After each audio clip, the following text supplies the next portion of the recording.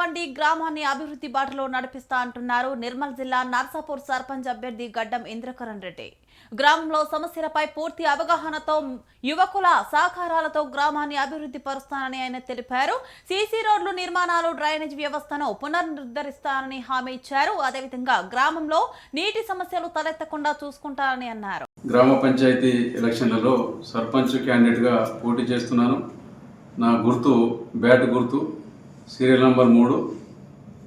నేను గత 35 సంవత్సరాల నుంచి రాజకీయంలో ఉన్నాను. అనేక సార్లు పోటీ చేసి ఎన్నికలలో ఈ ముందుకు రావడం జరిగినది. గతంలో 2 సార్లు సర్పంచ్కు ఓడిపోయాను.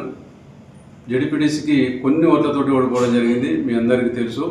దయచేసి ఇప్పుడు లాస్ట్ టైము గెలిపించక బ్యాట్ గుర్తుకు ఓటేసి గెలిపించగలని మిమ్మల్ని కోరుతూ, నేను గెలిస్తే మన గ్రామంలో ముఖ్యంగా ఎన్నో సమస్యలు ఉన్నాయి.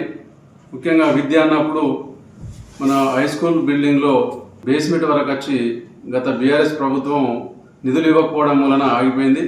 అట్టి బిల్డింగ్ను నేను ప్రభుత్వం వద్ద కొట్లాడి మంత్రి వద్దకు వెళ్ళి నిధులు తీసుకొచ్చి కంప్లీట్ చేస్తానని తెలియజేస్తున్నాను.